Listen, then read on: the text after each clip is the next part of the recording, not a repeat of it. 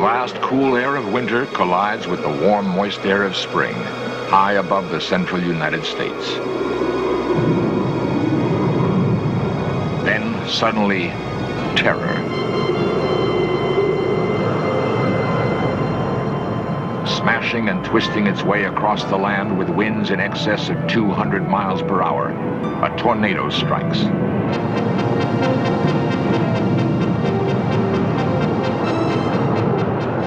In all of nature's fury, there is no windstorm as great or as deadly as the killer tornado.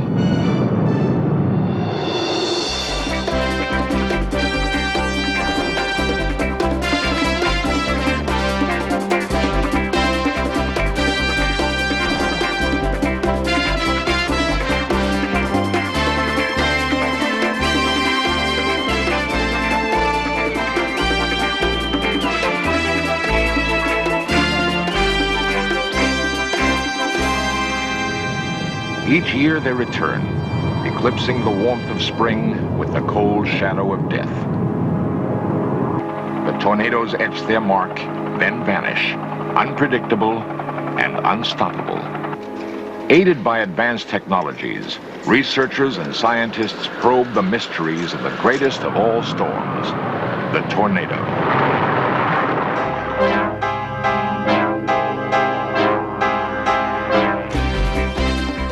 This series presents information based in part on theory and conjecture. The producer's purpose is to suggest some possible explanations, but not necessarily the only ones, to the mysteries we will examine.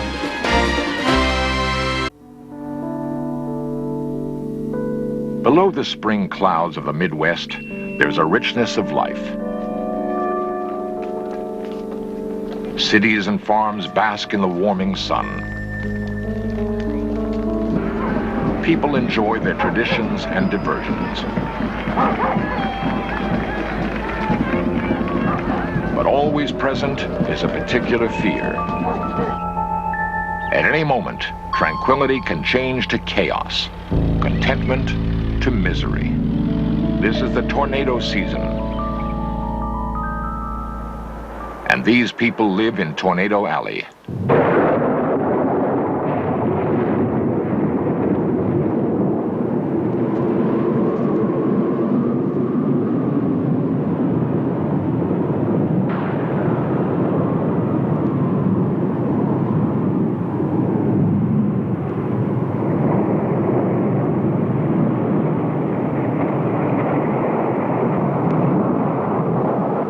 Statistics say that a city within a tornado area will be hit only once in every 250 years. Yet, Oklahoma City has been struck 32 times since 1892, and Codell, Kansas, 3 years in a row on the exact same date.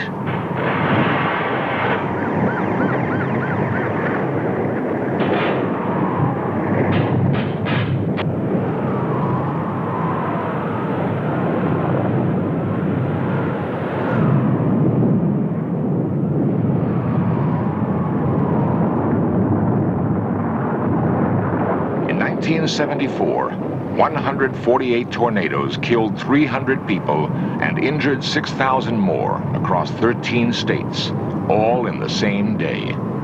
Damage totaled $600 million.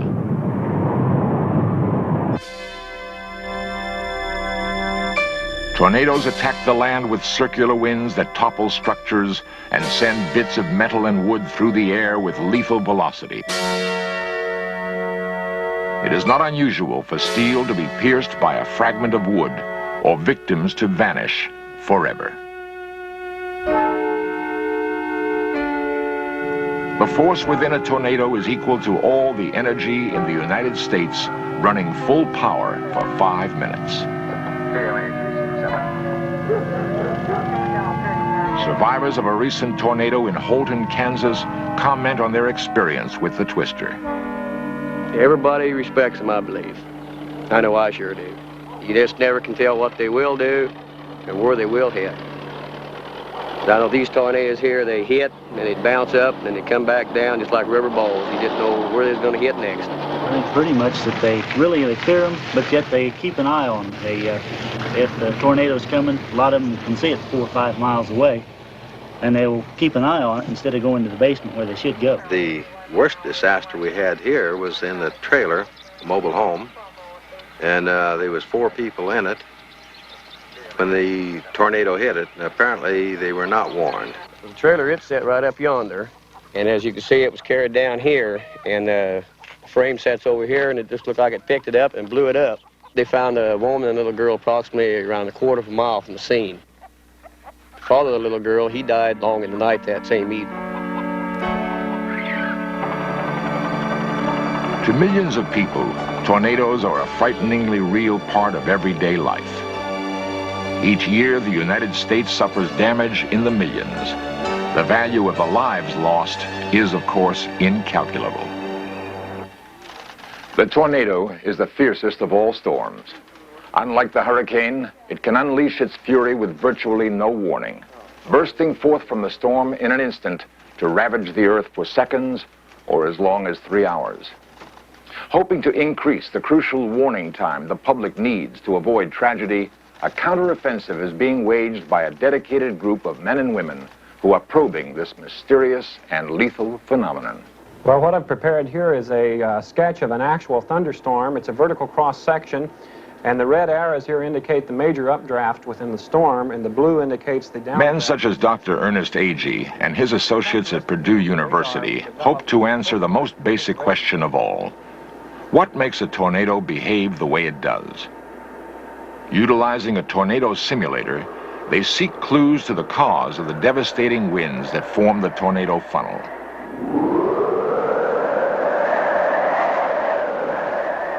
Although there is no one answer, most scientists acknowledge that it is the interaction of warm and cold fronts that produce the thunderstorm.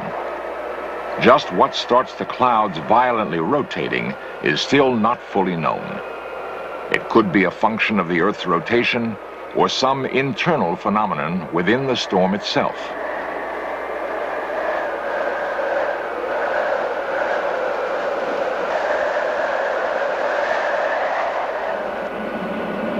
Observing the effects of a simulated tornado on this model city provides graphic evidence of the power of the wind and its vacuum effect on buildings.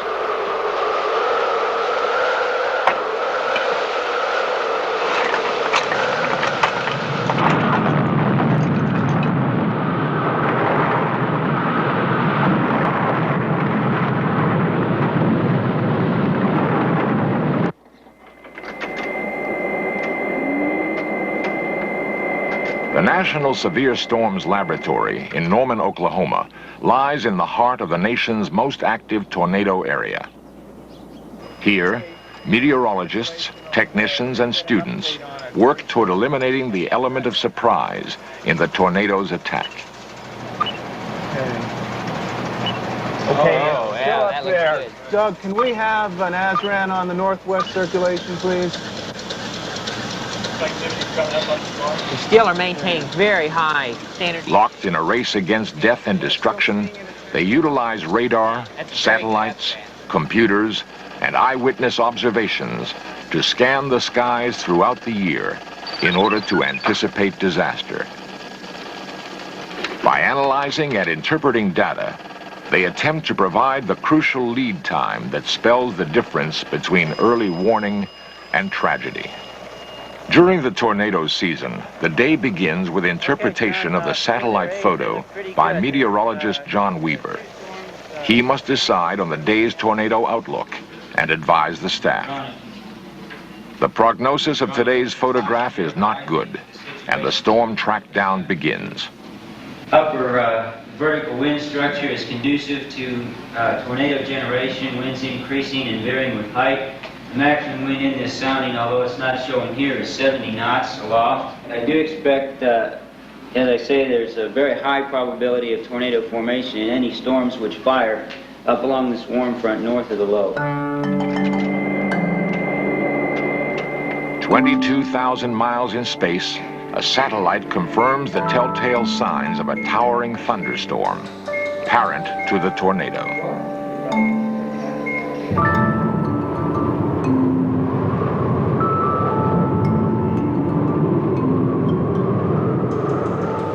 watch this circulation up here. It's updating now. In a darkened room, a handful of men track and predict the storm, hoping to outguess its deadly intention. Okay. Look at Might that. ought to call the Weather Service back and update them and call John. And we got a forecast position on there. Nerve center for the chase, they watch with mounting interest. All right. Looks like we ought to do something on that. Within minutes, the Storm Center issues an advisory. This just in. The National Weather Service has just issued a storm watch for the following areas of Kansas: Jackson, Cook County, Maribel County.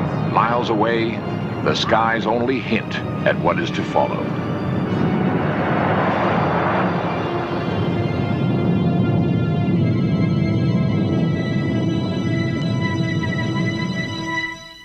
Attention, a violent storm has been sighted 15 miles to the southwest. With the storm's approach, citizens are warned to take cover, possibly for their lives. This area is under a tornado alert.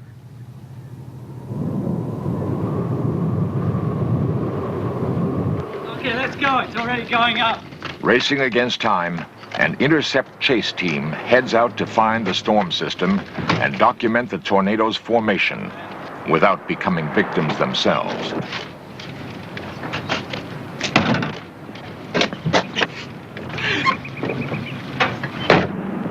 Must be the harvest season again. Led by meteorologist Bob Davies Jones, students Kelvin Drogemeyer and Ken Carson spend their summer vacation heading straight toward danger. But adventure is not what spurs them on. It is knowing that they are part of a coordinated effort to save lives. We got two main missions. One is to get to within close range of tornadoes and get a close-range debris movie. We hope to be able to analyze the movie for trackable debris and get tornado wind speeds from such an analysis. Our other mission is to verify tornado signatures which are seen on the Doppler radar. Okay, John, we'll take the LG exit and head west. We're scrambling the jet to cover it.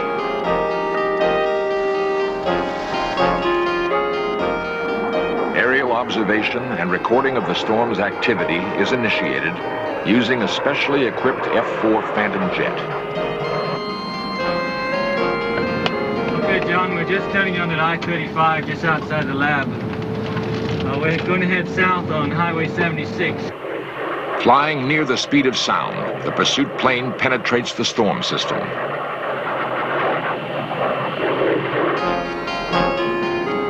Time lapse started at 1200 CST. Setting up near the storm's edge, the chase team focuses on the most promising area for tornado formation. Developments.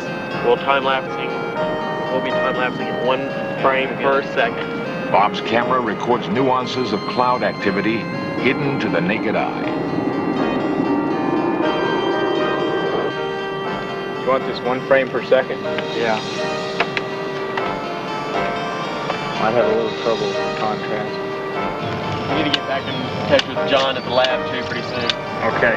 Missile two to control. Do you copy, John? Okay, John, I copy. What kind of sky cover do you have? Okay, presently, John, we got cirrus overcast. We time-lapse some rotation in the cloud base. Appears to be a funnel to our north, heading towards the northeast. Roger.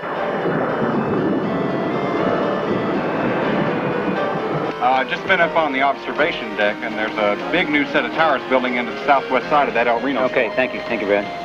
OU1, do you copy? Okay, controllers, OU1, go ahead. John, we've got some towers that are growing pretty explosively to the northwest here. We're beginning to paint an echo on the scope, and I wondered if you could go up and take a look at those storms. So we're looking to the northwest. We have an extensive rain-free base. The towers are rapidly building. A little bit hazy, and we're having difficulty trying to see some of the features, but we are approaching and should give a better indication later on. Okay, Roger, stand by, John. I'm going to see what Doppler has on that. Okay, Don, we got some good cyclonic shear at mid-levels, 5 kilometers high. Coordinates are 297 at 58 kilometers. Okay, thanks, Larry. You see that, Mike? Yeah, Don. John, we've got some cyclonic shear, 297 degrees, 58 kilometers. And if you have a new satellite picture, we'd like to see that too. All right, thank you.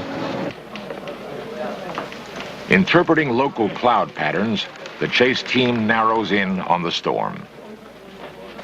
For the experts, there's no doubt now. A tornado is forming. Guys, that storm up by Oak City. As information comes in, the worst seems imminent. Okay, John, what do you see? Okay, presently, John, the towers are growing very rapidly. It appears to be rotating quite dramatically. The appearance from here, John, looks like a rotating atomic bomb.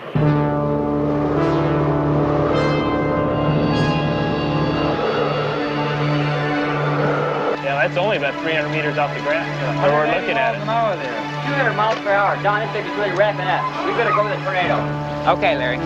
Call Tinker. This is Don Burgess, NSSL Norman. I'd like to issue you a tornado advisory for a storm that's 300 degrees at 20 nautical miles. I would put it right over the city.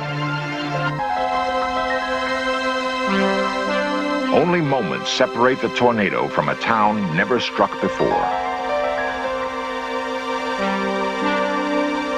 There it is again. Oh, this looks Right great, there. Bob. We better log this. Okay. So why don't you update it again, Larry? Oh, Okay. wow. There it is. Oh, There it's it is. building. Wow. It's building. How high off the ground is that, Larry? Oh, this is right down the deck. I hope those people took cover.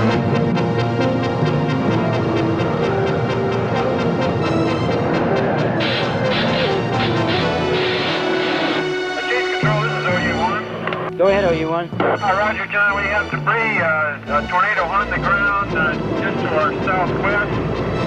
We are moving eastward very rapidly, and we'll attempt to get photographs and movies. Over.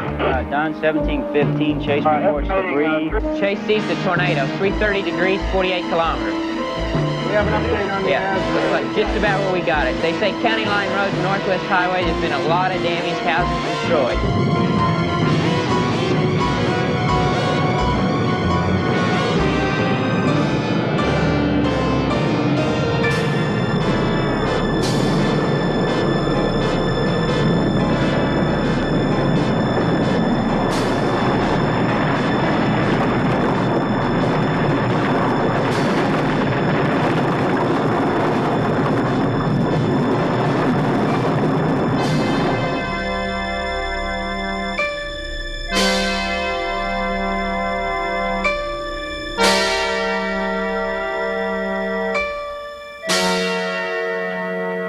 For some, being lucky means the storm missed them.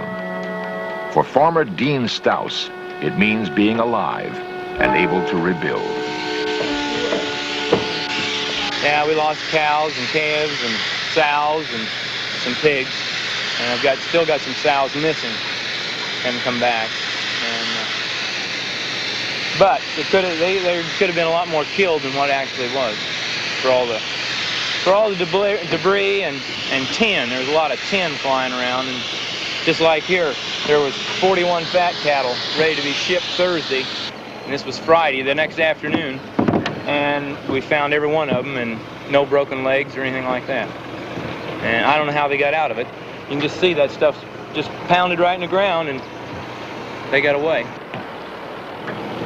Dean's wife, Karen, was alone in the cellar with her infant when the tornado struck.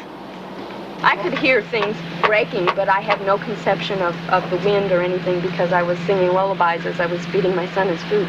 And I didn't know the roof was off or the windows were out until I opened the door to the basement and could see the sky.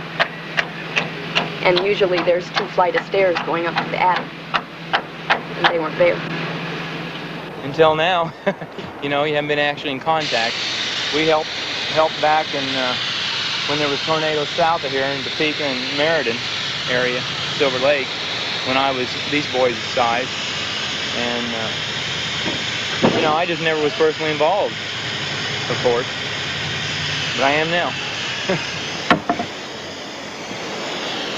I guess it frustrates me so much that people are primarily concerned with the house, and the house can be rebuilt with income, but if we don't get the farm going, we don't have any income. But had it not been for advance warning, Karen Stouse and her baby might have been added to this year's list of fatalities.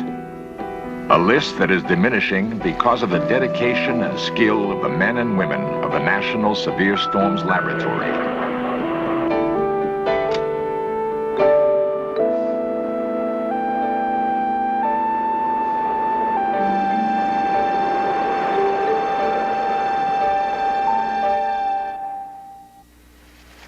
It has been estimated that at any given moment there are 1,800 thunderstorms in the atmosphere above us, each of which could produce a devastating tornado. Despite all the advances in the science of meteorology, the tornado remains perhaps the most challenging weather event of all. To date, we have no way to stop the tornado. We can only try to cope with it. Can we expect someday to be able to modify or control this unique force of nature?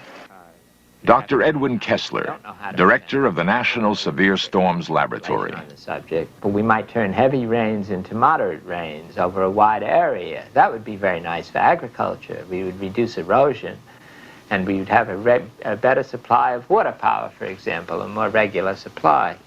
But I'd like to emphasize that this is really very speculative at this time, and I would offer a comment that because of the really astonishing advances of the recent decades in areas of science and technology, particularly in America, we've tended to look to science and technology for the answer to many problems for which science and technology are not well suited. The best thing that we can do about the tornado is to be intelligent about it. Heed the warnings, observe the clouds, so that you guide yourself intelligently in this marvelous atmosphere that God has provided for us.